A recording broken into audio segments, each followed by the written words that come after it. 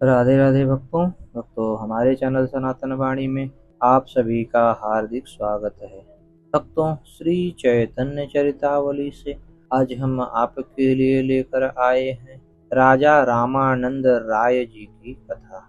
यौवन, धन, संपत्ति और प्रभुत्व, इन चारों को नीतिकारों ने अविवेक के संसर्ग से नाश का हेतु बताया है। सचमुच इन चारों को पाकर मनुष्य पागल सा हो जाता है। धन मद, जन मद, तप मद, विद्या मद, अधिकार मद और यौवन मद आदि अनेक प्रकार के मदों में अधिकार मद और धन मद ये ही दो सर्वश्रेष्ठ मद माने गए हैं। जो अधिकार पाकर प्रमाद नहीं करता और धन पाकर जिसे अभिमान नहीं होता, वह साधारण मनुष्य नहीं है, वह तो कोई अलौकिक महापुरुष ही है। ऐसे महापुरुष की चरण वंदना करने से अक्षय सुख की प्राप्ति हो सकती है। महाभागवत राय रामानंद जी ऐसे ही वंदनीय महानुभावों में से थे। राय रामानंद जी के पिता का नाम राजा भवानंद जी था। राजा भवानंद जी जगन्नाथपुरी से 3 कोस दूर अलालनाथ के समीप रहते थे। वे जाति के कर्णवंशी कायस्थ वनिया थे। इनके राय रामानंद, गोपीनाथ पट्टनायक, कलानिधि, सुधानिधि और वाणीनाथ नामक ये 5 पुत्र थे। ये उड़ीसा के महाराजा प्रताप रुद्र के राज दरबार में एक प्रधान कर्मचारी थे। इनके 3 लड़के भी महाराज के दरबार में ही ऊंचे ऊंचे अधिकारों पर आसीन होकर राजकाज करते थे। गोपीनाथ कटक दरबार की ओर से मालजेठा प्रदेश के शासक थे। वाणीनाथ दरबार में ही किसी उच्च पद पर प्रतिष्ठित थे और राय रामानंद उत्कल देश के अंतर्गत विद्यानगर राज्य के शासक थे।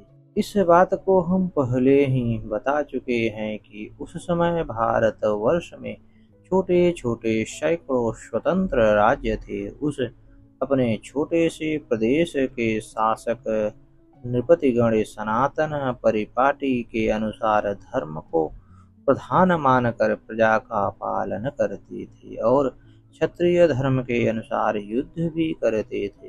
तैलंग देश में भी बहुत से छोटे छोटे राज्य थे। उनमें से कोट देश नाम का एक छोटा सा राज्य था जिसकी राजधानी विद्यानगर थी। वर्तमान समय में गोदावरी के उत्तर तट पर स्थित राज महेंद्र को ही उस प्रदेश की प्रधान नगरी समझना चाहिए, किंतु पुराना विद्यानगर तो गोदावरी के दक्षिण तीर पर अवस्थित था और वह वर्तमान राज महेंद्री से 10-12 कोस की दूरी पर था।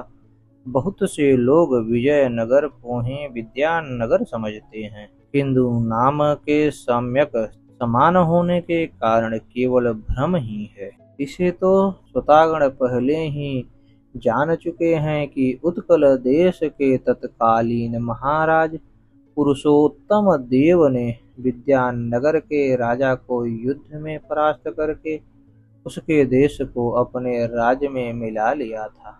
रामानंद राय उत्कल राज्य की ही ओर से उस राज्य के शासक होकर वहां रहते थे। महाराज की ही ओर से उन्हें राजा और राय की उपाधियां मिली हुई थी।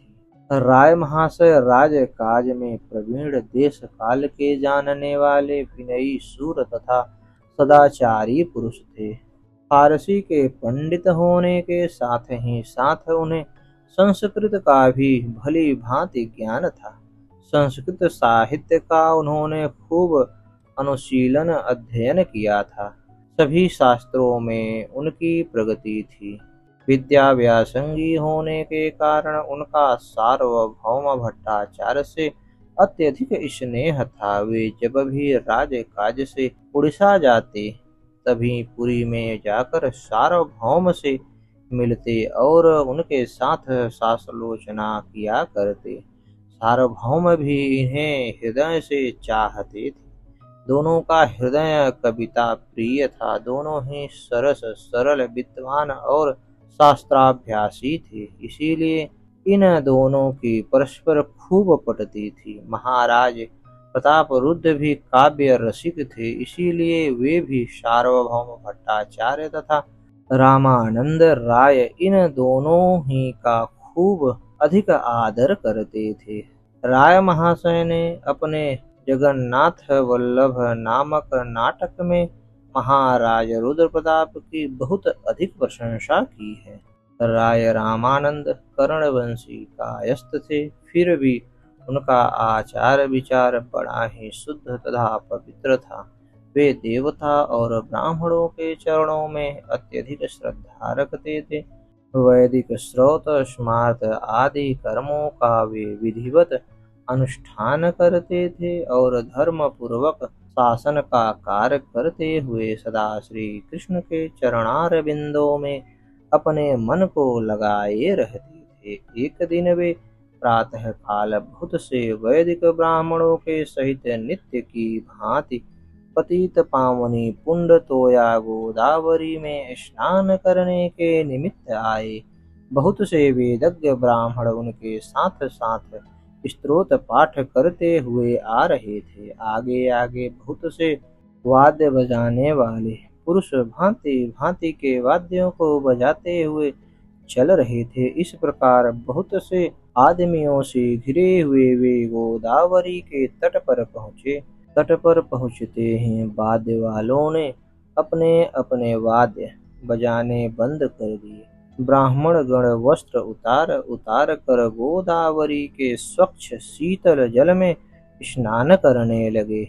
बहुत से स्नान के समय पढ़े जाने वाले स्तोत्रों को पढ़कर राय रामानंद जी ने स्नान किया और फिर देवता, ऋषि तथा पितरों को जल से संतुष्ट करके उन्होंने ब्राह्मणों को यथेष्ट दक्षिणा दी और फिर वे अपनी राजधानी की ओर चलने लगे। उसी समय दूर ही से उन्होंने अकेले वृक्ष के नीचे बैठे हुए एक नवीन अवस्था वाले कासाय वस्त्रधारी परम रूप लावण्य युक्त युवक सन्यासी को देखा।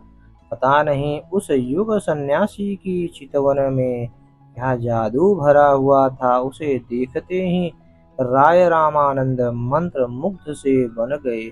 उन्होंने देखा सन्यासी के अंग प्रत्यंग से मधुरिमा निकल निकल कर उस निर्जन प्रदेश को मधुमय, आनंदमय और उल्लासमय बना रही हैं।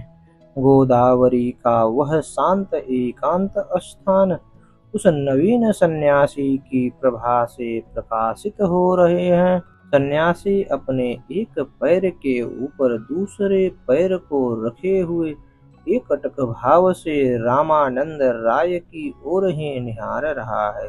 उसके चेहरे पर प्रसन्नता है, उत्सुकता है, उन्मत्तता है और है किसी के तन्मयता प्राप्त करने की उत्कट इच्छा।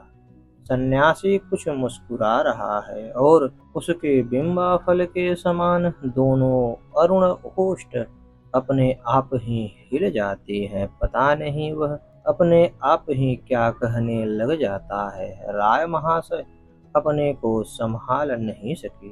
उस सन्यासी ने दूर से ही ऐसा कोई मोहनी मंत्र पढ़ दिया कि उसके प्रभाव से वे राजापन के अभिमान को छोड़कर पालकी की ओर जाते जाते ही सीधे उस सन्यासी की ओर जाने लगे। अपने प्रभु को सन्यासी की ओर जाते देखकर सेवक भी उनके पीछे पीछे हो लिए। श्रोतागण समझ ही गए होंगे कि ये नवीन सन्यासी हमारे पारसमणि श्री चैतन्य महाप्रभु ही हैं। महाप्रभु गोदावरी के किनारे एकांत में स्नान आदि से निवृत्त होकर यही सोच रहे थे कि राय रामानंद से किस प्रकार भेंट हो। उसी समय उन्हें बजते हुए बाजों की ध्वनि सुनाई दी। महाप्रभु उन बाजे वालों की ओर देखने लगे। उन्होंने देखा कि बाजे वालों के पीछे एक सुंदर सी पालकी में एक परम तेजस्वी पुरुष बैठा हुआ आ रहा है। उसके चारों ओर बहुत से आदमियों की भीड़ चल रही है। बस उसे देखते ही महाप्रभु समझ गए कि हो न हो ये ही राजा रामानंद राय हैं। जब उन्होंने देखा वह ऐश्वर्यवान महापुरुष पालकी पर न चढ़कर मेरी ही ओर आ रहा है, तब तो उनके हृदय सागर में प्रेम की हिलोरें मारने लगी। उन्हें निश्चय हो गया कि राय रामानंद ये ही हैं। उनका हृदय राय महाशय को आलिंगन दान करने के लिए तड़पने लगा। उनकी बार बार इच्छा होती थी कि जल्दी से दौड़कर इस महापुरुष को गले से लगा लूं, किंतु कई कारणों से उन्होंने अपने इस भाव का संवरण किया। इतने में ही उस समृद्धशाली पुरुष ने भूमि पर लौटकर महाप्रभु के चरणों में प्रणाम किया। उस पुरुष को प्रणाम करते देखकर प्रभु ने अत्यंत ही स्नेह से एक अपरिचित पुरुष की भांति पूछा, क्या आपका ही नाम राजा रामानंद राय है? दोनों हाथों की अंजलि बांधे हुए अत्यंत ही विनीत भाव से राय महाशय ने उत्तर दिया, भगवान, इस दीनहीन भक्ति विहीन शूद्राधम को ही रामानंद कहते हैं। इतना सुनते ही प्रभु ने उठकर रामानंद राय का आलिंगन किया और बड़े ही स्नेह के साथ कहने लगे, राय महाशय, मुझे सार्वभौम भट्टाचार्य ने आपका परिचय दिया था। उन्हीं की आज्ञा शिरोधार्य करके केवल आपके ही दर्शनों की इच्छा से मैं विद्यानगर में आया। मैं सोच रहा था कि आपसे भेंट किस प्रकार हो सकेगी, सो कृपा सागर प्रभु का अनुग्रह तो देखिए, अकस्मात ही आपके दर्शन हो गए। आज आपके दर्शनों से मैं कृतार्थ हो गया। मेरी संपूर्ण यात्रा सफल हो गई। मेरा संन्यास लेना सार्थक हो गया। जो आप जैसे परम भागवत भक्त के मुझे स्वतः ही दर्शन हो गए। हाथ जोड़े हुए दीनता पूर्वक रामानंद जी ने कहा, भगवान, मुझे तो ऐसा प्रतीत होता है कि आज मेरे अनंत जन्मों का पुण्योदय हुआ है, जो साक्षात नारायण स्वरूप आप सन्यासी का वेश धारण करके मुझे पावन बनाने के लिए यहाँ पधारे हैं। भट्टाचार्य सार्वभौम की मेरे ऊपर सदा से अहत की कृपा रही है। वे पुत्र की तरह, शिष्य की तरह, सेवक और संबंधी की तरह सदा मेरे ऊपर अनुग्रह बनाए रखते हैं। प्रतीत होता है उनके ऊपर आपकी असीम कृपा है, तभी तो उनके आग्रह को स्वीकार करके आपने मुझे अपने दर्शनों से कृतार्थ किया। वे एकांत में भी मेरे कल्याण की ही बातें सोचा करते हैं। उसी के फल स्वरूप आपके अपूर्व दर्शनों का सौभाग्य मुझ जैसे अधम को भी हो सका। मेरा जन्म छोटी जाति में हुआ है। मैं दिन रात्रि लोक निंदित राजकाज में लगा रहता हूँ। विषयों के सेवन में ही मेरा समय व्यतीत होता है।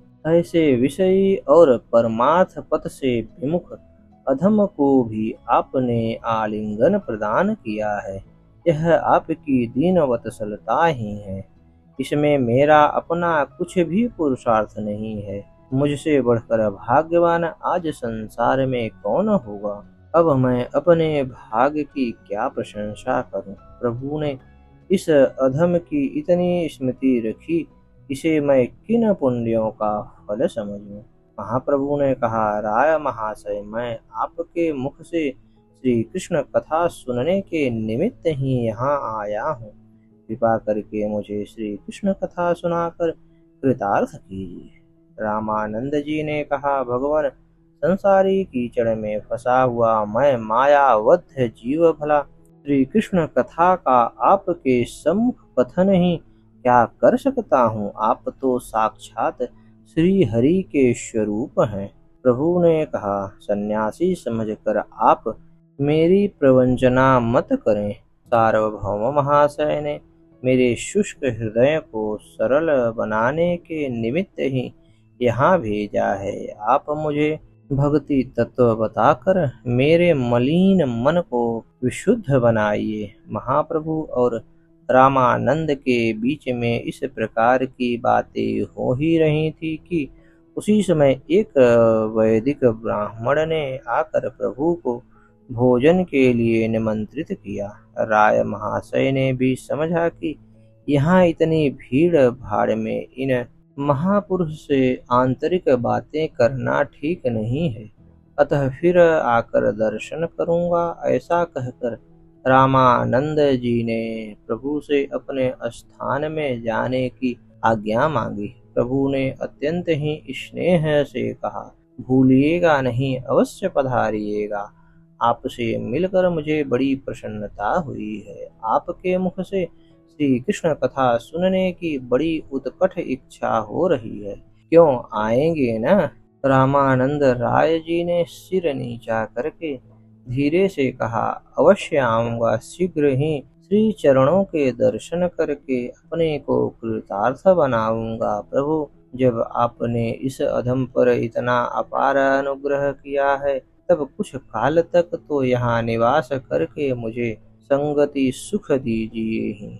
मैं इतना अधिक पापी हूँ कि आपके केवल दर्शनों से ही मेरा उद्धार न हो सकेगा। इतना कहकर राय महाशय ने प्रभु के पाद पद्मों में प्रणाम किया और वे अपने सेवकों के सहित राजधानी की ओर चले गए। इधर प्रभु भी उस ब्राह्मण के साथ उसके घर भिक्षा करने के लिए चले गए। अस्तु भक्तों, हमारी यह कथा आपको कैसी लगी कृपया कमेंट कर हमें अपना सुझाव दें और हमारे चैनल को ज़्यादा से ज़्यादा सब्सक्राइब करें। धन्यवाद भक्तों।